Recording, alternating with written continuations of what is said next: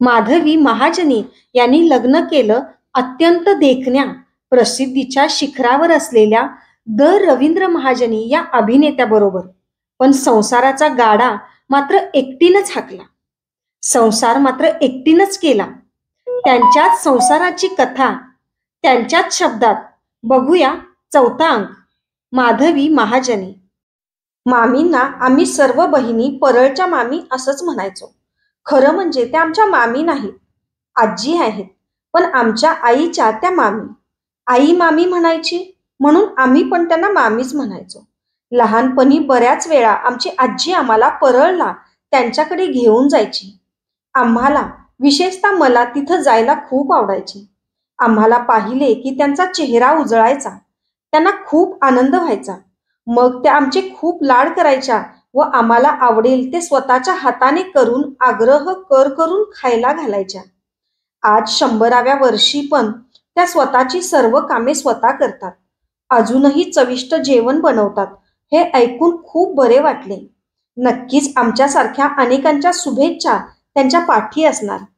मामींचा परिवार खूप मोठा होता. त्यावेळी परिस्थिती ही बेताचीच, पण तरीही कधी कोणाच्या आदरातिथ्यात त्यांच्याकडून काही कमी पडले नाही.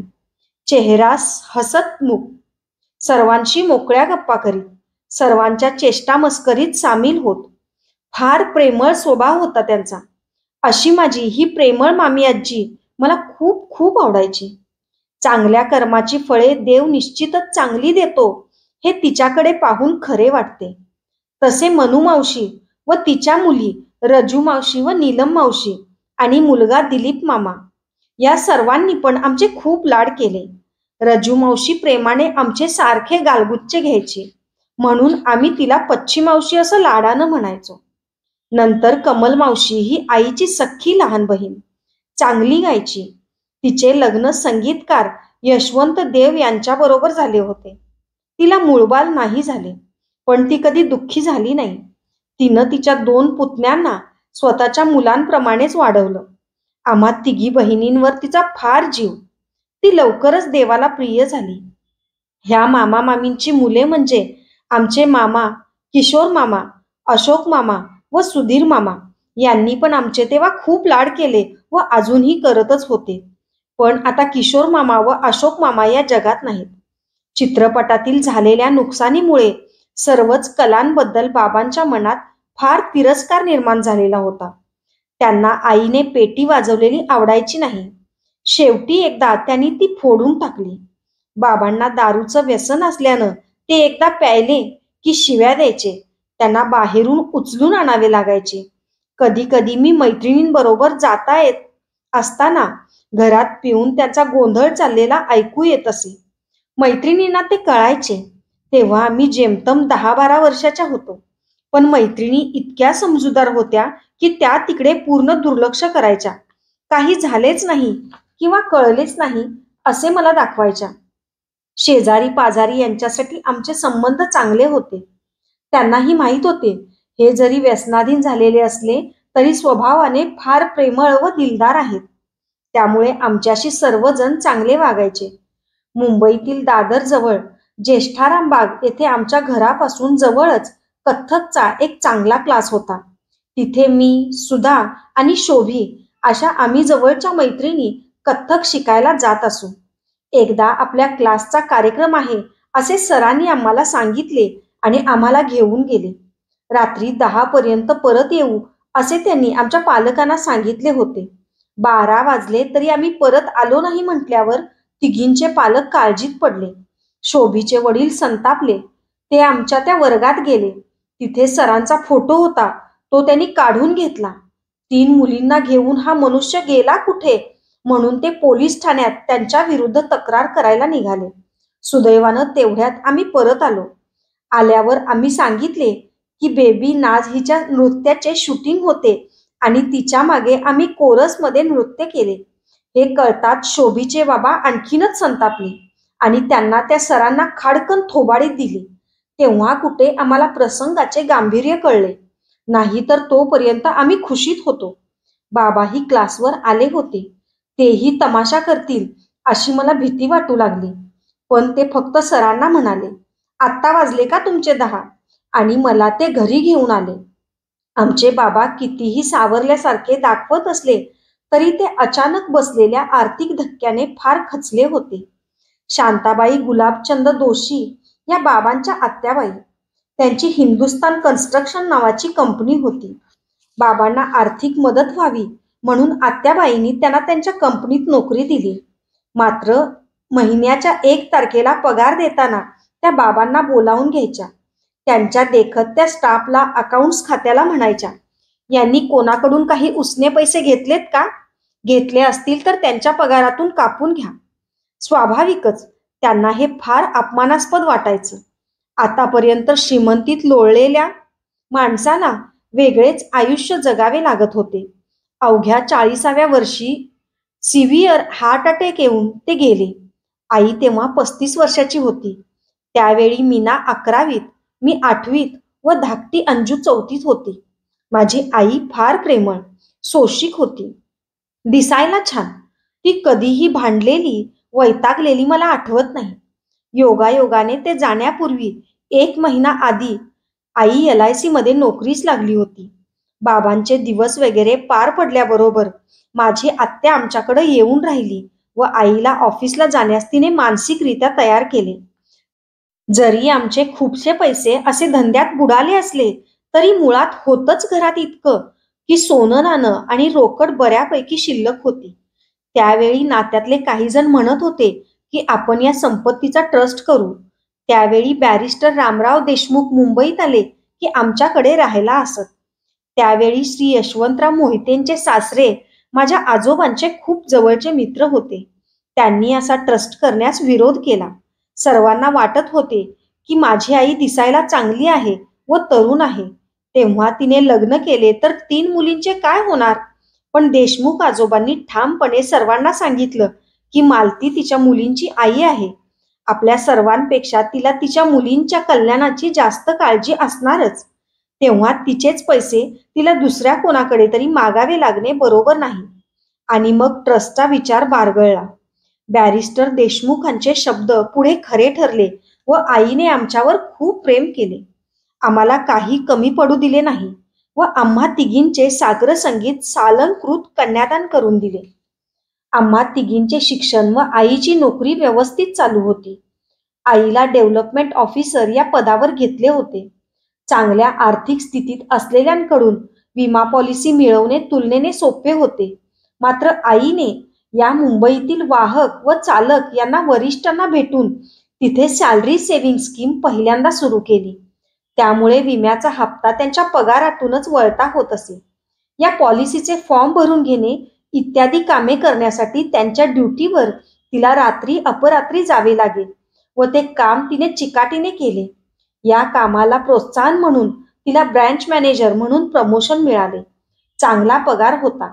पुण्यात तिनं प्लॉट घेतला, घर बांधलं, घरात नोकर ठेवले. त्यामुळं आमच्यावर घरकाम पडत नसे. माझी मोठी बहीण मीना कॉलेजच्या 1ल्या वर्षाला होती. तेव्हा तिने एकदा घरात सांगितले की तिचे एका पंजाबी मुलावर प्रेम आहे. त्याला तिच्याशी लग्न करायचे आहे. आमचे ब्राह्मण मध्यमवर्गीय संस्कार असलेल्या घरात ह्या बातमीने हल्लकल्लोळ माजला. पहिली प्रतिक्रिया विरोधाचीच झाली. पण मीना म्हणाली, तुम्ही जरी आमच्या लग्नाला विरोध केलात तरी माझ्या वयाला पुढील वर्षी 18 वर्ष पूर्ण होत आहेत. त्यानंतर मी त्याच्याशीच लग्न करेन.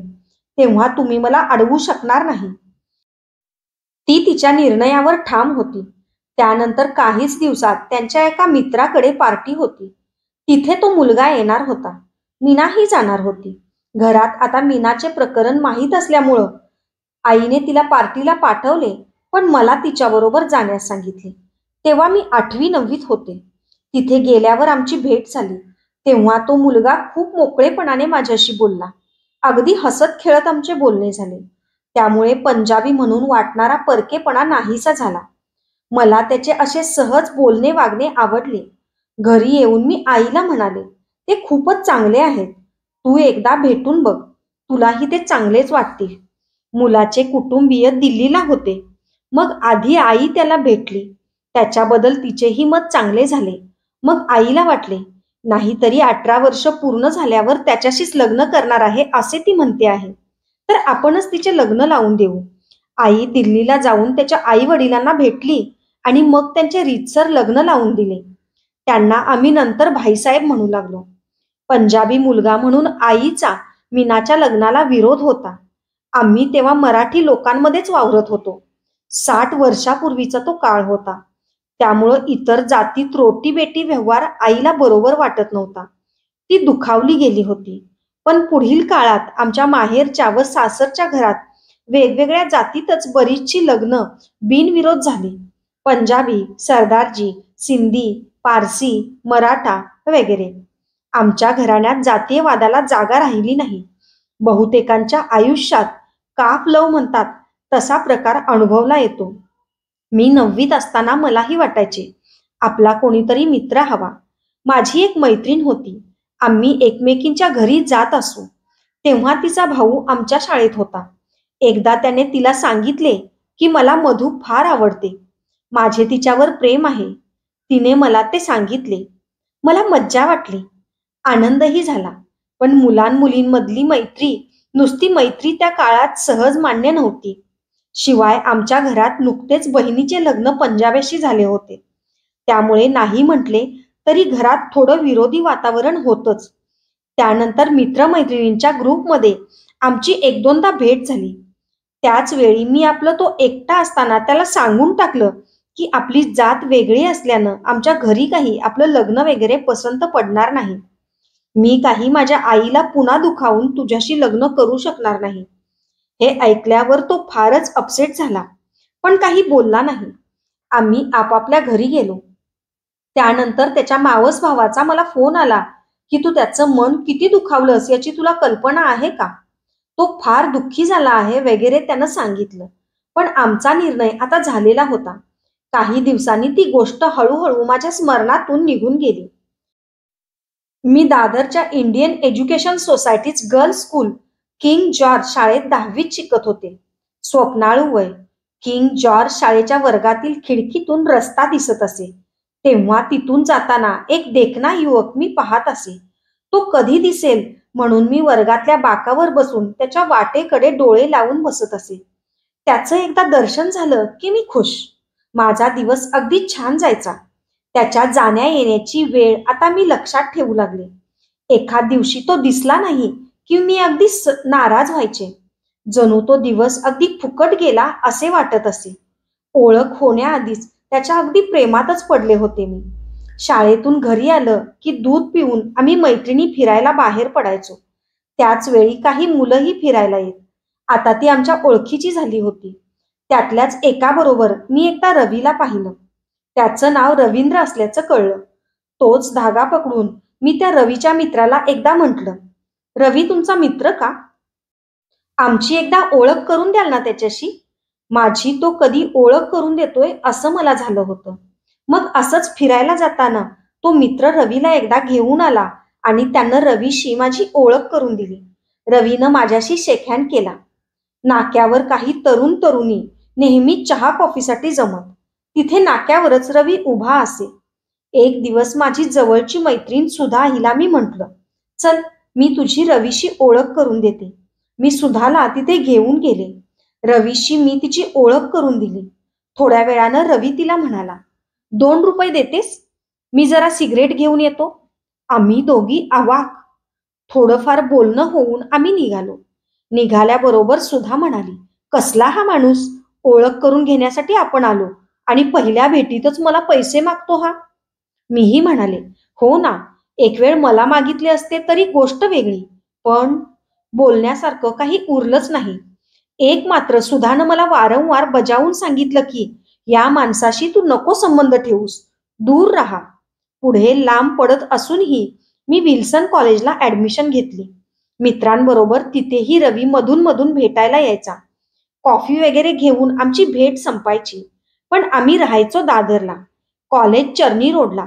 त्यामुळे जाण्या येण्यात माझा फार वेळ जायचा. जेवणा खाण्याचे तसे हालच व्हायचे. शरीरानं मी हडकुळी होते, उंच आणि हडकुळी. आई म्हणाली, इतक्या लांब कॉलेजला जाण्या येण्याची दगदग तुला झेपणार नाही. तू आणखी बारीक होत चाललीस. तू आपली जवळच्या कॉलेजमध्ये जायला लाग. मग मी इंटरला रुईयाला प्रवेश घेतला. घरापासून चालत 15 मिनिटांवर असल्यामुळं माझा वेळ मजेत जाऊ लागला. मुला-मुलींचा चांगला मोठा ग्रुप झाला. मॅटिनी पाहायचो. कॅन्टीन, बॅडमिंटन यातच आम्ही दंग असायचो. लेक्चर्सना आमच्या ग्रुपमधले फार कमी जण हजर राहत. त्यावरून आम्हाला एक फिशपॉन्डही मिळाला होता. 10 वाजता सर्वजण कॉलेजच्या बाहेर भेटायचो व कुठल्या तरी मॅटिनी शोला जायचो.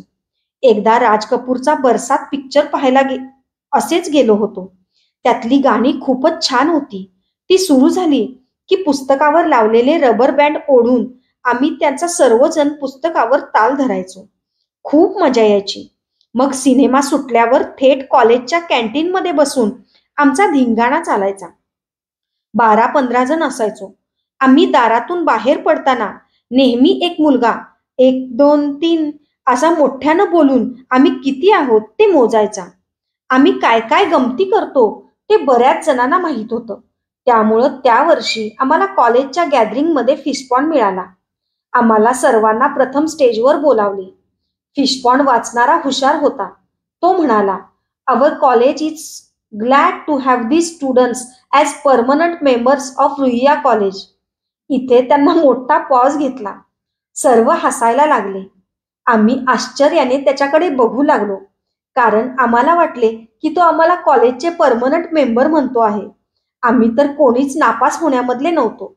नंतर त्याने कॅन्टीन असे म्हटले व हशा उसळला. खरं तर 11वीचं म्हणजे मॅट्रिकचं वर्ष महत्वाचं, पण त्यावेळी मी बॅडमिंटन टुर्नामेंट्समध्ये सहभागी झाले होते. 10th नॅशनल स्कूल गेम्सची ही स्पर्धा शिलाँगला होती. भारतभरातून वेगळे वेगळे खेळ खेळण्यासाठी संघ आले होते. विशेष म्हणजे माझ्या घरच्यांनी इतक्या लांब जायला मला आनंदाने परवानगी दिली. कदाचित त्याचे हेही कारण असेल की चौघींपैकी आम्ही तिघीजणी एकमेकींच्या चांगल्या मैत्रिणी होतो. या स्पर्धेत आमच्या टीमला गोल्ड मेडल मिळाले. त्यावेळी तिथे असताना आम्ही भरपूर फिरलो, मजा केली. एका खोलीत आम्ही चौघी राहत होतो. वरून ओपन आणि मध्ये पार्टिशन अशा त्या लाकडी खोल्या होत्या. एक दिवस माझी मैत्रीण शोभा म्हणाली, "मुलं पुरुष किती मजेत सिगरेटी ओढत असतात. काय असेल एवढं त्या सिगारेटीत? आपण ओढून पाहिजा का? इथे आपल्याला कोणी ओळखत नाही, काही नाही." आम्हालाही उत्सुकता होतीच. आम्ही सिगरेट ओढायचे ठरवले. पहिला प्रश्न आला तो सिगरेट मिळवायची कशी. संध्याकाळी आम्ही फिरायला बाहेर गेलो असताना एका पानाच्या टपरीपाशी काही मुलं सिगरेट ओढताना दिसली. आम्ही बिचकत तिथे गेलो, पण थेट सिगरेटचे पाकिट मागायचा धीर काही होईना. मग आम्ही त्यानं कोणती सिगरेट सांगितली होती बरं? असं काहीसं म्हणत आपण दुसऱ्याच कुणासाठी तरी सिगरेटचं पाकिट घेत आहोत असं भासवत एकदाच ते घेतलं. पाकिट हातात आल्याबरोबर मोहीम यशस्वी झाल्यासारखं वाटलं. कधी एकदा रूमवर जातोय आणि त्या सिगरेटचा आस्वाद घेतोय असं झालं अगदी. आम्ही भराभर रूममध्ये आलो. एक सिगरेट पेटवून आम्ही चौघींनी एक एक झुरका घेतला. सगळीकडे धूर पसरत गेला आणि लक्षात आलं की वरतून तो धूर इतर खोल्यांमध्येही जाणार. त्या सगळ्या खोल्या ओळीनं मुलींच्याच होत्या. त्यामुळं आमचं सिगरेट ओढणं लगेचच कुणाच्या तरी लक्षात येईल असं वाटून आम्ही घाबरलो. कुणी तक्रार केली तर? आम्ही घाईघाईनं पंखा मोठा केला आणि मुकाट्यानं सिगरेट विझवून बास्केटमध्ये टाकून दिली. सायकॉलॉजी हा माझा आवडता विषय. त्यासाठी कॉलेज बदलून पुन्हा चर्चगेटला केसी कॉलेजमध्ये ॲडमिशन घेतली. तेव्हा गाडीला आमच्या ड्रायव्हरनं एल असा बोर्ड लावला आणि कॉलेजला जाता येता मला गाडी चालवायला शिकवली. त्यामुळं मी गर्दीत सुद्धा छान गाडी चालवू शकले. कॉलेज बदलल्यामुळं आता रवीशी होणाऱ्या भेटीगाठी जवळजवळ बंद झाल्या. मित्रमैत्रिणी मला सांगतच होत्या की रवीचं शिक्षणात लक्ष नाही, व्यसनं आहेत, अशा मुलाशी कशाला लग्न करतेस? त्याच काळात मी पुन्हा माझ्या मैत्रिणीला भेटायला गेले. हिच्याच भावाने मला लग्नाविषयी विचारले होते. तिच्या भावाचं शिक्षण तेव्हा पूर्ण झालं होतं आणि त्यानं घराच्या खालच्या भागात चांगला मोठा व आधुनिक फूड स्टॉल टाकला होता. तो मला खालीच दिसला. आम्ही दोघेही एकमेकांना कसं काय वगैरे म्हणालो. मी वर मैत्रिणीकडे गेले तेव्हा थोड्या वेळानं तो वरतीही आला. पण तो पुन्हा मला त्यावेळच्या मनातल्या भावनांबद्दल काही बोलण्यास धजला नाही. मीही वैयक्तिक असे काही त्याच्याशी बोलले नाही. आज विचार करताना लक्षात येते की तुम्ही कोणत्या काळात जन्मता त्यावेळचे संस्कार तुम्ही टाळू शकत नाही. तो काळच शालीनतेने संयमाने वागण्याचा होता, दुसऱ्याच्या भावनांची कदर करण्याचा होता. त्यामुळे माझ्या घरच्यांना पसंत पडणार नाही म्हटल्यावर त्याने ते समजून घेतले. त्याला त्यावेळी वाईट वाटले. माझी भेट व्हावी म्हणून त्याने चकराही मारल्या. पण एकदा स्पष्ट नकार कळल्यानंतर पुन्हा तो विषय काढणे त्याला इष्ट वाटले नाही. मीही कधी तशी स्पष्ट बोलले नाही. आम्ही मैत्रिणी संध्याकाळी फिरायला जायचो. सहसा आम्ही 5 गार्डनलाच जात असो. तिथे एकदा रवीची भेट झाली. त्याचे घर तिथून जवळ होते. मग मी व रवी पुन्हा एकमेकांना भेटू लागलो, बोलू लागलो. मी त्याच्या अखंड प्रेमात बुडाले होते हे त्याच्या तर लक्षात आलंच असणार. पण प्रत्यक्ष शब्दात मात्र आम्ही कुणी त्याचा उच्चार केलेला नव्हता. त्यावेळी त्याच्या मित्रांनी, आणखी इतर कुणी, इतकंच काय, त्यानं स्वतः सुद्धा मला सांगितलं होतं की त्यानं शिक्षण अर्धवट सोडलंय. आधी डॉक्टर व्हायचं रवीनं खूप मनावर घेतलं होतं. अभ्यास चांगला केला होता. पण त्या सुमारास त्याचा एक प्रेमभंग झाला. रवी अजून सेटल झालेला नसल्यानं मुलीच्या आई वडिलांनी दुसऱ्या कुणाशी मुलीचे लग्न लावून दिले. त्यामुळे तो निराश झाला होता. त्यातच त्याला गालगुंड झाले. बरेच दिवस उपचार झाले. ऍडमिट करावे लागले. मेडिकलला जायचे तर इंटर सायन्स आवश्यक होते. त्यानं अभ्यास पुष्कळच केलेला होता. पण तो बरा होऊन आल्यानंतर मात्र त्याचं कशाचंच लक्ष लागेना. समोर कसलंच ध्येय नाही, मन थाऱ्यावर नाही. अशा अवस्थेत व्यसन लागायला काय वेळ. पण व्यसनांसाठी पैसा लागतो. मग त्यानं त्यासाठी जुगार खेळायला सुरुवात केली. आमची ओळख झाली तेव्हा त्यानं मला दारू पितो, जुगार खेळतो इत्यादी बरंच काही सांगितलं होतं. पण काय कोण जाणे, या कशामुळे त्याच्याबद्दल मला वाटणाऱ्या ओढीमध्ये जरा सुद्धा फरक पडला नाही. उलट हा किती प्रामाणिक आहे. काय खरं असेल ते मला सगळं सांगतो, याचंच मला अप्रूप वाटायचं. एकदा मी कॉलेजमधून येत असताना रवी अचानक पुढ्यात आला. उदास, सैरभैर चेहरा. म्हणाला, काल मी जुगारात माझ्याकडचे सगळे पैसे हरलो. ते मला वडिलांनी कम्प्युटर क्लासची फी भरण्यासाठी दिलेले होते. दादा म्हणजे रा महाजनी, रवीचे वडील. त्यांना सर्वजण त्यांची मुले सुद्धा दादा म्हणत. आज अनाहूतपणे माझा मुलगा गश्मीरला पण सर्वजण दादाच म्हणतात. व तो खरोखरच दादांसारखा हुशार व बराचसा स्वभावानेही तसाच झाला आहे. तर रवी मला म्हणाला, आता जर मी या अवस्थेत घरी गेलो तर दादा मला घरातही घेणार नाहीत, हाकलून देतील. काय करावं मला समजत नाही. त्याचा निरागस चेहरा पाहून मला एकदमच भरून आलं. मागचा पुढचा काहीही विचार न करता मी माझ्या हातातल्या 6 सोन्याच्या बांगड्या काढल्या आणि त्याच्या हातात ठेवल्या. त्यानं बिनधास्त त्या बांगड्या घेतल्या आणि निघून गेला. घरी गेल्यावर आईनं विचारलंच, अगं हे काय, सोन्याच्या बांगड्या काय झाल्या तुझ्या? मी गांगरले. सुचेल ती थाप ठोकली. म्हटलं, अगं लोकलमध्ये चढत असताना कुणीतरी माझ्या हातातून ओरबाडून घेतल्या. इतकी गर्दी होती, काहीच करता आलं नाही मला. आईला पुष्कळ हळहळ वाटली, पण बिचारी गप्प बसली. आई कधीही खोटं न बोलणारी. मी माझ्या आईशी प्रथमच व शेवटचं रवीच्या निरागस चेहऱ्याकडे बघून खोटं बोलले. तिच्या कष्टाच्या पैशांनी तिने मला माझी हौस म्हणून ह्या बांगड्या करून दिल्या होत्या. आजही त्या आठवणीने मी दुःखी होते. दुसऱ्या दिवशी मला रवीचा एक मित्र भेटला आणि त्यानं मला विचारलं, तू काल त्याला पैसे दिलेस का? मी चपापून म्हटलं, का?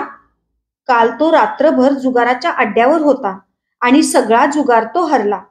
तो म्हणाला. अर्थात त्यानंतर रवीनं स्वतः भेटून मला पुन्हा तितकाच निरागस चेहरा करून सांगितलं, आधीचे पैसे मिळवण्यासाठी मी तू दिलेल्या बांगड्या मोडून त्या पैशानं काल रात्रभर जुगार खेळलो, पण सगळेच पैसे मी हरलो. आता या कर्माला काय म्हणावं. हे एक दृष्टचक्र झालं होतं. तो कायमच हारायचा आणि हरलेले पैसे परत मिळवण्यासाठी पुन्हा जुगार खेळायचा, तेव्हाही हारायचाच. मी रवीशी लग्न करू नये असं माझ्या मित्रमैत्रिणी तर सांगत होत्याच, पण खुद्द रवीच्या आई सुद्धा मला म्हणाल्या होत्या, त्याच्याशी तू लग्न करू नकोस, याच्या सवयी चांगल्या नाहीत. दोनदा घरातून हाकलून दिलेला आहे आम्ही. तुझ्यासाठी मी दुसरा चांगला मुलगा पाहीन.